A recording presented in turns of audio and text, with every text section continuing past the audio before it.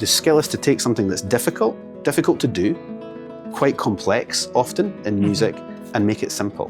Make it simple so at least 75 to 80% of the people in the room are on your side.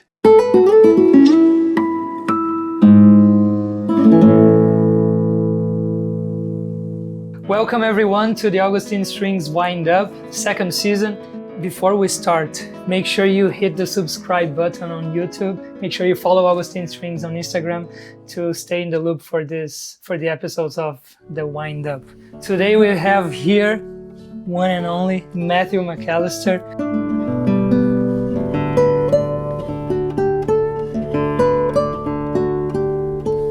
From Scotland. Indeed. Living in Ireland, right? Yeah, living in Ireland just now, yeah. And before we start, what are you doing here in New York? Well, exactly, good question. I'm here because the school that I teach in, Royal Conservatoire of Scotland, it hosts American or North American editions. And it means that students that want to come and study at our school do not have to make the trek all the way to the UK and to Scotland. And by the point that we sort of see them when they're here in New York City, we sort of know quite a lot about them. Maybe we've seen a video. So there's like a bit of an interview process, and I hear a lot of different musicians. So the next couple of days, I'm going to hear many musicians, singers, piano players, string players. And we're going to be talking about if it's right for them to come all the way to Scotland and pursue their studies there. And I've been doing a bit of teaching as well, you know. So we were in Manhattan School of Music last night doing some tuition or some classes for some of the students there. Yeah. And I'll go to Juilliard on Saturday and listen to some of their pre-college students as well. Oh, cool. Yeah. Nice. But before we start changing the strings, I just want to give you a rundown and to our friends watching. For every string that you change, there will be a different topic. Okay. First string is an Entree. Right. Yeah. Second string, B string, beginnings. Okay. Third string, G string, we're going to talk about guitar. Okay. Yeah, we'll see what's going to happen on the guitar part.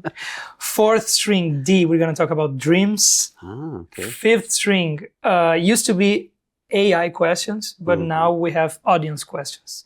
We ask people to, on your YouTube channel too, on your Instagram, you ask people to ask you questions. Of course. We're going to use them now. Oh, nice. On the fifth string. Sixth string, E string, my name is Edu with an E. I can ask whatever I want. So today, Matthew will be using a combination of Paragon Red and Regal Blue. Exactly. Can you tell us about this combination that you're doing? So with the Paragon strings, that is the carbon trebles, And I think Augustine were very smart. And I'm not just saying that because I'm here, do you know what I mean? But, you know, they sort of held their water a little bit, which is kind of like an expression we would use. They didn't jump in with both feet right away. A lot of the other string brands were like, okay, carbon is the new thing.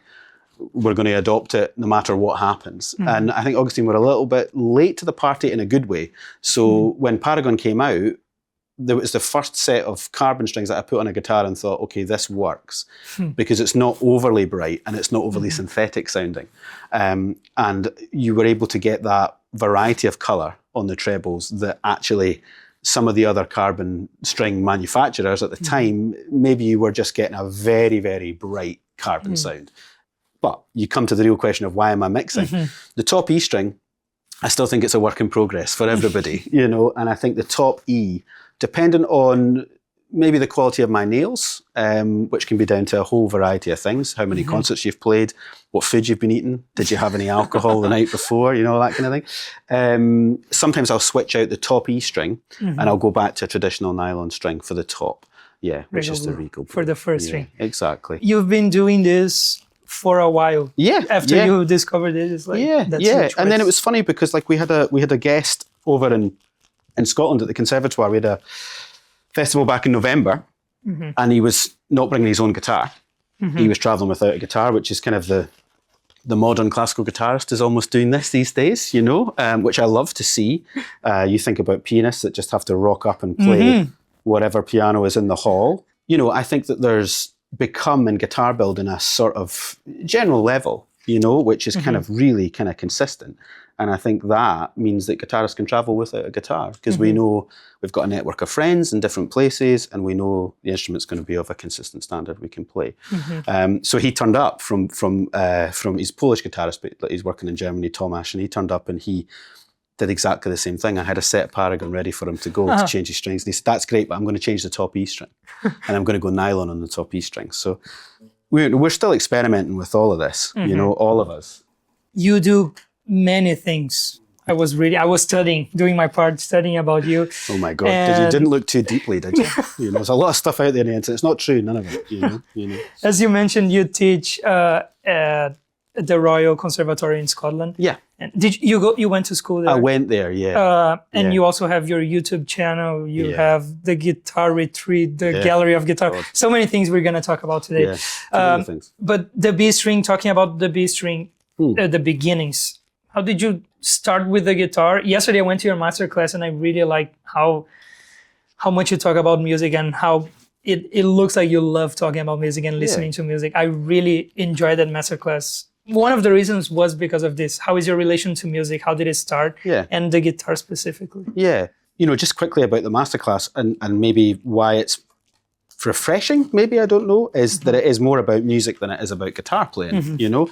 I think if you're already studying at a school like the Manhattan School of Music, I really hope you can play the guitar to some extent, do you know what I mean? Like, you know, and I think, I mean, often these days in education, sometimes you can find yourself doing some remedial work with students, you know, you're actually filling in some gaps, even by the time they get to undergraduate level. So it was nice last night to be teaching more about music and art and structure and form and taste and developing stylistic qualities in the playing. And I guess that does feed back to me in the beginnings of my education with music. I was from quite a rural part of Scotland, so I wasn't from a big city like Glasgow or Edinburgh. And I was taught at a primary school that had about, I think, 53 kids in it. And they were from the different areas locally, you know. So we had like 3 teachers in the school, you know. So we had like a kind of very, I would say, very encouraging like environment. And we had people come into the school who taught you all sorts of different things. Like we had an old guy, Mr. Houston, came in and taught chess, you know, and smoked a pipe in the classroom and told you all about chess, you know, opening moves, all this sort of stuff. So you're learning this stuff when you were early. I had my guitar lessons. This South African man taught me when I was very young, and he used to teach me in the canteen in the school. So I was always really hungry because the chef was cooking, who was the mother of like 2 girls that went to the school. She was cooking in the canteen and I was getting my guitar lesson, and you would just be smelling food and getting really hungry the whole time. So I have really distinct, you know. So now whenever you play the guitar, you want to have a snack. Exactly. That is rubbish. It's terrible. Like, you know, you need to go to therapy for that, you know. But it's quite interesting. So, you know, I guess the education was very rounded, you know, and my mum and dad were sort of filling in, like, let's say, the gaps that weren't maybe covered, you know, not because of any issue with teachers or curriculum, but they were very, mum was a teacher, dad was super interested in classical music and literature and art. So I found out a lot of things early on that were like, I'm interested in the subject rather than just the vehicle and the tool, you know. But yeah, started playing guitar. Then I went to really the main teacher in Scotland, a man called Alan Neath, who is the professor of guitar at the Royal Conservatory of Scotland. So he's like my boss and also my old teacher from many years ago. And when I studied there, it was called the Royal Scottish Academy of Music and Drama, RSMD. And then it changed to Royal Conservatory of Scotland as it sort of added more diversification to its curriculum, jazz music, traditional Scottish music, and obviously it has so much drama as well. Yeah. So with that, we sort of changed the name to the Conservatoire, but that's what I studied. You mentioned yesterday that you still hang out a lot with the drama students. They are amazing, the drama students. Yeah. And how is it for you? How important do you think this is as a musician on stage? Yeah, this is massive. And I think that a lot of music students don't get this because, you know, it's quite an introverted study, you know, especially guitarists and pianists. Just spend all your time alone in one room, operating your instrument constantly for hours and hours and hours with absolutely no idea how to make anybody interested in what you're doing other than your one-to-one teacher and your colleagues who are all trying to do the same thing as you. Do you know what I mean? So it could not be more insular. It could not be more introverted. And I mean, I see it, you know, and, you know, I'm not ever shy to say it. I see it in a lot of our professionals as well. I see, and they kind of embrace it. It's really hard. It's really difficult. Head down, jaw really tense. This is a nightmare. This is really hard, you know? And I think, well, that's not what I was taught. Drama students, when I was a student, would come to music recitals, and musicians would go to watch plays and watch theatre. I mean, I sat in a pantomime band and played bass for all of December and January one year in the drama department, and learned to play in a pit band, and just watching these young people who were my age commanding an entire room, Now, if you've got 3 shows in one day of all primary school kids from Glasgow coming in, and it's their pantomime at Christmas, you have got to be on. Do you know what I mean? You have got to be on, high octane, delivering a level of performance which is very, very acute. Like your understanding of the room when you're losing people, when people are switching off. Like controlling the audience. Yeah, when you're overwhelming them with information, when you're sending too much complexity at them. And I learned very quickly that the skill is to take something that's difficult to do, quite complex often in music, and make it simple. Make it simple so at least 75 to 80% of the people in the room are on your side.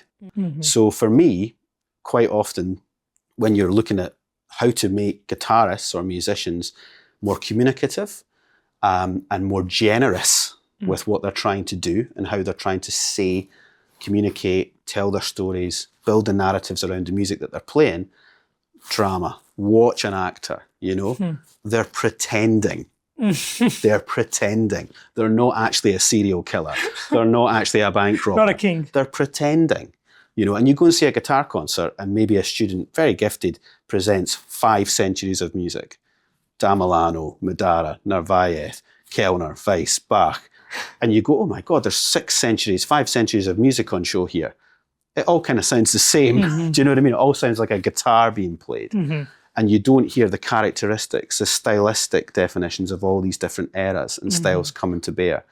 We need to learn how to act. We need to learn how to pretend to be part of the Spanish court and the nobility, pretend to be part of the Bavarian style of dance. Acting, that's part of the job. Just a disclaimer, this guitar is mine. I know. You traveled without a guitar. I did. And it's so good to travel without a guitar. It's amazing. It's liberating. No stress on the plane. No stress. No stress. You don't even have to have like a gin and tonic or anything like that, to sort of calm the nerves. You can just relax. Normally we talk about the guitar that we have. Yeah. We're not going to talk about my guitar today. It's lovely. But I know with your projects on YouTube and the Gallery of Guitar, you also work with luthiers. Yeah, a lot, yeah. Yeah, how is this project works? Yeah, well, I guess, it probably sounds a little bit contradictory to, earlier in this chat, me saying it's all about the music and forget about the tool. I'm also a total geek. Do you know what I mean? I'm also totally in it. I'm not defined by it, but I absolutely love, the construction, the woods, the methods. And I love the lifestyle that a lot of luthiers lead as well. Quite remote. Often they're quite hermit-like, I'm talking about you, Michael Ritchie. Sorry, that's my guitar maker, and he lives so far north in Scotland. So with the gallery, I try to give interviews and also essentially spotlight, different luthiers, especially Scottish luthiers. And part of the output is a competition that I run. 2 competitions, one for junior guitarists up to sort of 18, and then above that age for your sort of really aspiring young professionals. And part of the idea is that you win a guitar as well as concerts, as well as money, all the things that young people need, these days. But also you win a Scottish guitar. So last year, a great German guitarist, Eugen Treckel, won a guitar by Mark Burnett, a Scottish luthier. So he, about this time last year, started building the guitar for the competition final that was going to take place in July. So I documented the process, and saw the guitar in bits and pieces, and then saw it come to fruition. And then, of course, it was brought to the venue for the final of the competition, and it was there, and then it was won. And this year, another guitar maker from Scotland will do that. We'll sort of rotate it, But rather than it just being, here's a guitar that you won, here's a few €1,000 and off you go, it's a whole process. Which edition is this year's? This is only the 2nd year of that competition. But in terms of spotlighting luthiers and having them on the channel, that's been happening for a long time. Can you explain better what the Gallery of Guitar is and what was your dream when you started the concept? How do you see it now compared to the beginning of the project? It's funny. I thought your D-string dreams topic was interesting. I watched last night after I left MSN. I thought I better actually look and see what this thing is that you do here. Do you know what I mean? I better do a bit of my own research. And I thought your D for dreams was good. And I thought you've had all sorts of guitarists on already in like the first season and stuff like that.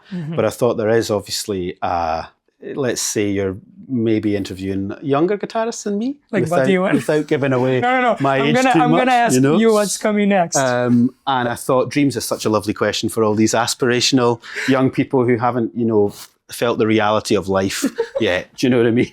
And I thought, God, do I have any dreams? Do I still dream? The Gallery guitar, I don't think it was ever a dream. I think it was an accidental thing. When I graduated, because I've had it for a long time, and I never pushed it as a channel or anything. And I never wanted to do the let's arrange really cheesy music and try and get lots of followers. Do you know what I mean? I know that's a big part of people's livelihood and lifestyle these days, but I think we can all probably see that there is probably a shelf life to that. And we actually probably are already approaching the end of that bubble, of this sort of very quick instant gratification arrangement of pop music or film music onto guitar and very quickly get an audience. I think that and there's nothing wrong with it, but I think it's going to have a longevity to it that we're not really sure about where that's going to go. And I think there's a big byproduct in terms of aesthetic that will turn a lot of people off, in the same way that doing the same old thing that everyone's been doing for hundreds of years turns people off as well. So there's a middle ground, right, where we have to be. But what I did with the Gallery guitar was I used it for two purposes when I first started having a YouTube channel.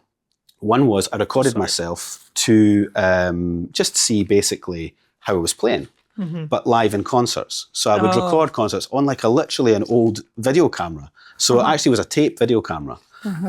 So going back early 2000s, I was winding these things literally it wasn't SD cards at all. And I could review stuff later on and go yeah, that was a good gig, that was a bad gig. I see. This didn't work, that did work, And sometimes I would put the camera some of these things when you look for old recordings of Barweco or Russell or something like this, and the camera's right at the back of the room and they're 60 meters away, you can't hear it. The audio quality is terrible, but you're listening intently because it's David Russell or something like this. I was doing that, but I was actually kind of looking at the audience a bit and being okay, when are the heads going down? When are they shuffling? When are they losing interest? So I was using it as a sort of research tool, recording myself and recording the room to see what was happening.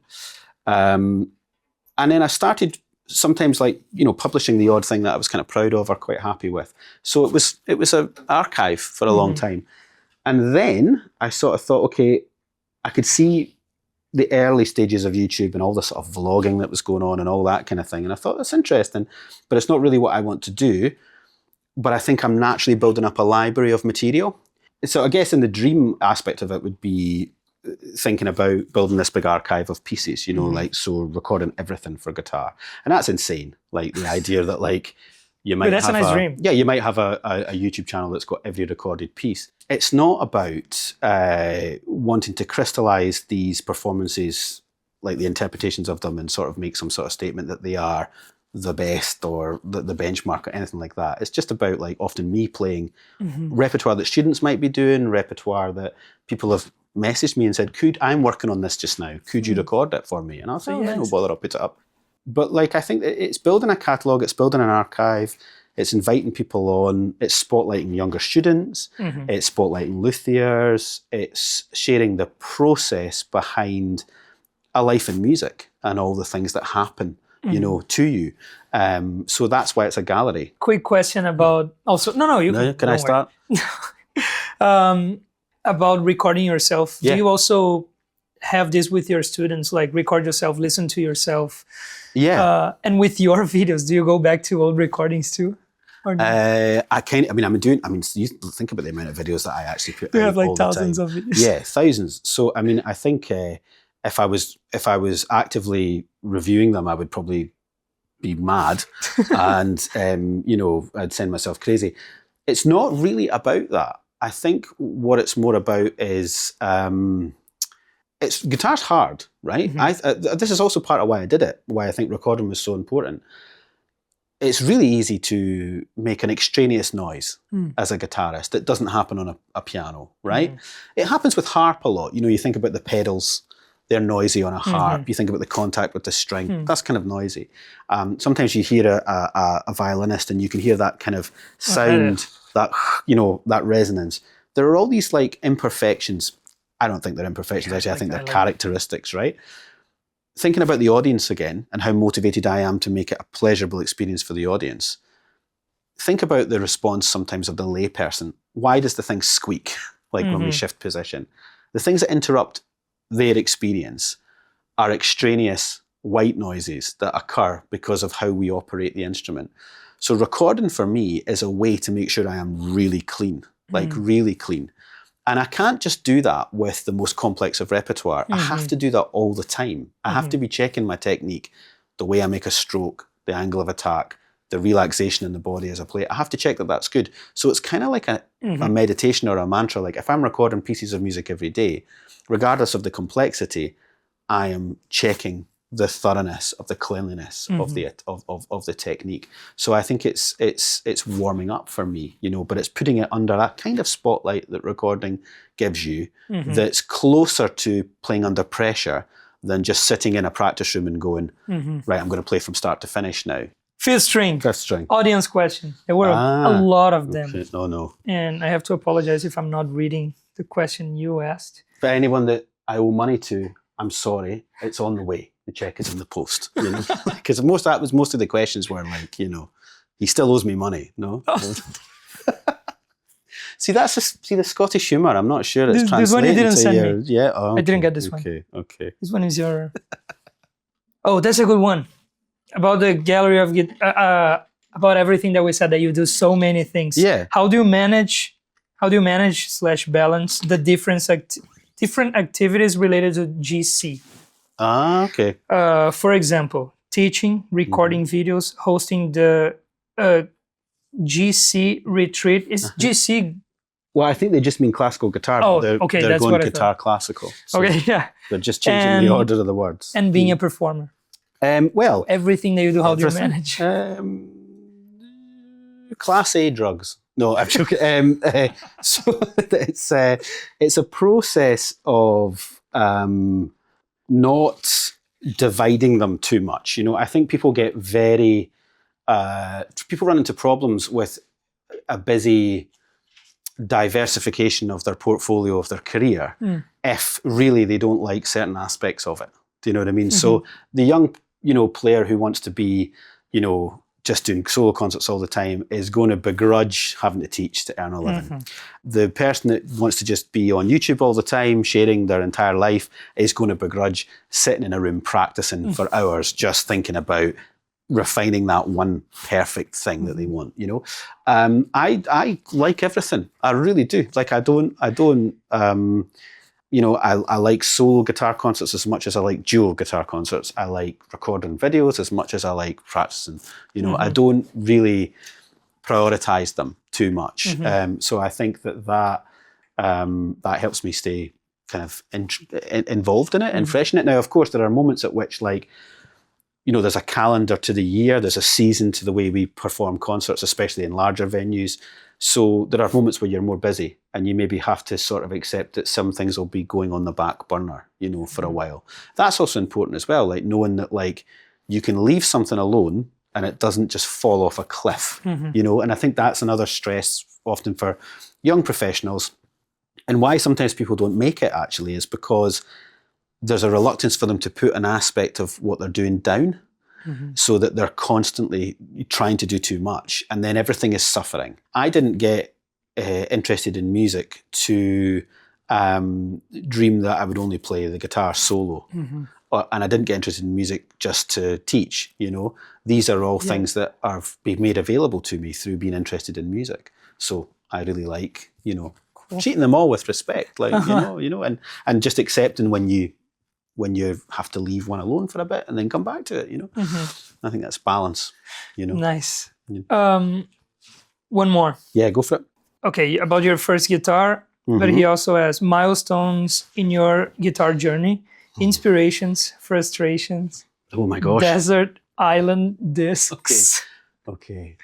And now the last one is, how do you say Marmite or Nutella? Marmite or Nutella. Marmite. So what he means there is, Start with this chalk and cheese. Like, what do you hate and what do you love? Marmite is a spread, you have peanut butter or jam. I or see. something. Marmite's a very British invention, and it really divides people. Some people absolutely love it, some people hate it, Marmite or Nutella, very simple for me would be, I can usually smell when something isn't sincere, which is why I like teaching, I think, a lot, because when you work with young people, they're often motivated. They've just maybe come out of, being guided a lot by their parents or not by their parents, depending on their upbringing and their background. They've maybe just finished secondary school and they're going to undergraduate and they're becoming more adult in their thinking and more mature. And sometimes they can get distracted by certain things, and you can see that insincerity of what they're chasing.